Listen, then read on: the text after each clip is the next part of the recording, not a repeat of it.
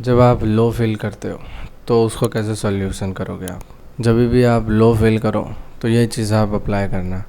अब अपने आप थोड़ा सा हाई फील करने लगोगे। लो फील का बेसिकली मतलब क्या है, पहले तो ये समझते हैं। जब भी आप सैड हो, आप दुखी हो, परेशान हो, स्ट्रेस्ड आउट हो, तभी ये फीलिंग आती है। सो आपको क्या करना पड़ेगा, ये 3 चीज़ करो आप थोड़ा बेटर फील करोगे basically. So first you understand, जो पहला स्टेप है मेरा वो है कि आप अंडरस्टैंड करो कि क्यों आपको ऐसा फील हो रहा है। क्योंकि आप जब आप ऐसी चीज़ मान लेते हो कि ये मतलब सिर्फ मेरे को ही हो रहा है, ये कॉमन चीज़ नहीं है, ये सबको नहीं होता है। बट एक चीज़ समझो कि ये जो चीज़ है ना, ये सबको होती है। सैड फीलिंग होना या लो फील करना या फिर हारा हुआ महसूस करना या बिना फालतू बिना किसी रीज़न के या कोई रीज़न के साथ भी होता है ये। जब भी आप कुछ स्ट्रगल करते हो तो फेल हो जाते हो या डिसीजन नहीं ले पाते हो या बहुत ज़्यादा स्ट्रेस हो जाता है लाइफ में, तब ये सिचुएशंस आती है। जो बच्चे होते हैं उनको नहीं आती है, जितने भी 14-15 साल के बच्चे हैं वो सब। जब हम 18 के ऊपर जाते हैं, जब हमारा 12th 10th होता है, तभी भी ये विचार नहीं आता। और जब 12th कंप्लीट हो जाता है तब जाकर ये सोच बहुत ज़्यादा बढ़ने लगती है कि यार क्या करना चाहिए, क्या नहीं करना चाहिए। और अगर 10th ख़त्म होते ही ये विचार आ रहा है आपके माइंड में तो आप लकी हो, क्योंकि इतने छोटे बच्चे के माइंड में ऐसा नहीं आता। कभी आ रहा है तो फिर तो भाई मतलब आप जल्दी सक्सेसफुल बनने के चांसेस आपके ज़्यादा है। मतलब पहले तो ये चीज़ ही आपको समझना है कि इट्स कॉमन, ये सबको होता है, मुझे भी होता है, आपको भी होता है, और जो जितने भी लोग इस वीडियो को देखेंगे या फ्यूचर में देखेंगे वो सबको होता है।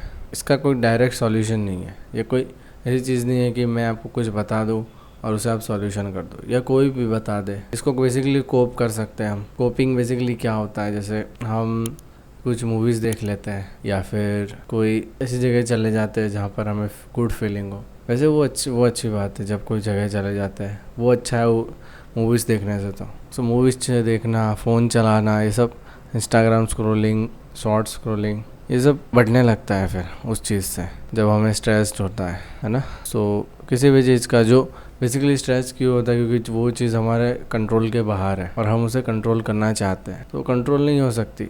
तो हमें लगता है कि यार वो कंट्रोल नहीं हो सकती मुझसे, तो हमारा माइंड स्ट्रेस रिलीज़ करने लगता है, फिर हमें चिंता होने लगती है और हमारा मन हमें चिंता देने लगता है। This is how it's work. तो आपको ये लूप तोड़ देना है बस। दूसरा जो स्टेप है मेरा वो है कि आपको तैयार रहना है।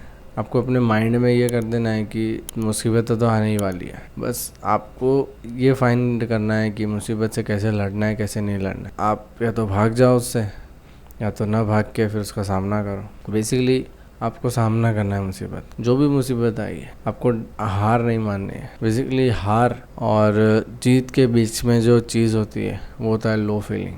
वही फीलिंग आपको या तो आप उठा दो उसको, क्योंकि वो उस फीलिंग में रह के ज़्यादातर रहना पॉसिबल, मतलब ज़्यादा नहीं रहना चाहिए उस फीलिंग में। उस फीलिंग से बचने के लिए आप काम करो जितना आप कर सकते हो, या पढ़ो। उस समय पढ़ना भी ऐसा लगता है, बोझ लगता है। अगर कोई पढ़ने वाला हो तो उसे भी बोझ लगता है। कुछ करना हो तो वो अच्छा नहीं लगता है बेसिकली, क्योंकि वो ऐसा टाइम होता है जब हमारी जो एक्सपेक्टेशन है वो टूट जाती है।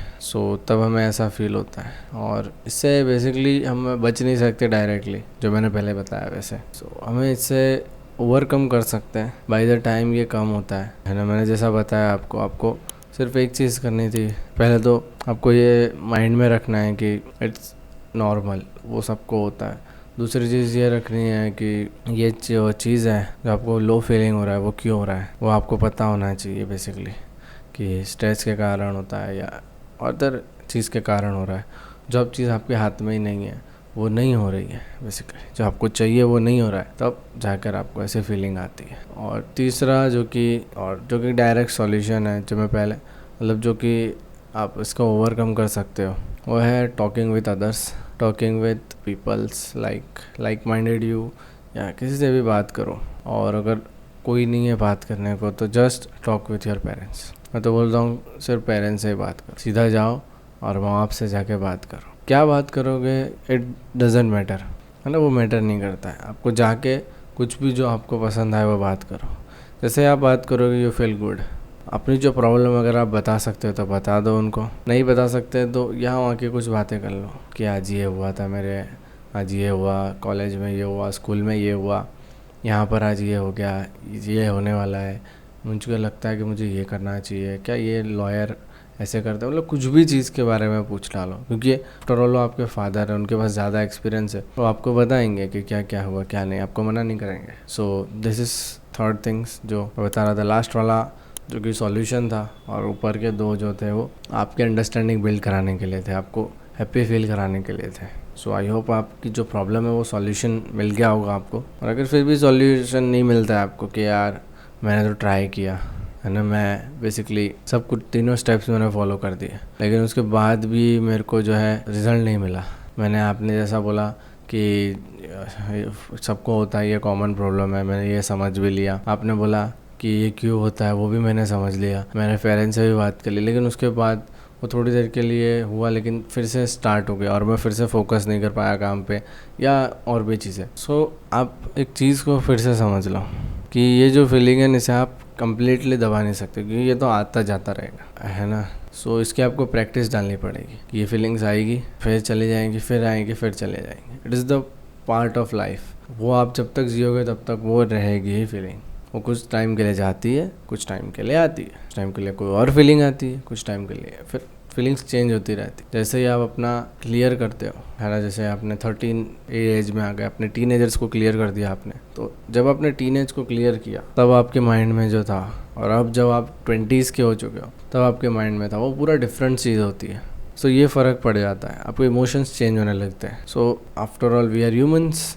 सो ये फीलिंग्स आना कॉमन है, बहुत ज़्यादा कॉमन है, मतलब आजकल हर किसी को आती है लो फीलिंग जैसे कहते हैं, या फिर सैड फील करना। बट उस फीलिंग से ज़्यादा हर्ट नहीं होना, या ज़्यादा डिपेंडेंसी उस पर नहीं लेनी, या कुछ भी उससे ज़्यादा रिलेशन ही नहीं रखना है। बेसिकली अपनी आइडेंटिटी को कुछ ऐसा बनाओ कि आपको वो हैरान ही ना कर सके, क्योंकि वो तो आएगा, आप कुछ भी कर लो वो आएगा ही। लो फीलिंग जो है वो आ जाता है। सो बड़े बड़े बिजनेसमैन को आता था, तो आपको क्यों नहीं आएगा। So just clear in mind, fresh, happy, खुश हो जाओ।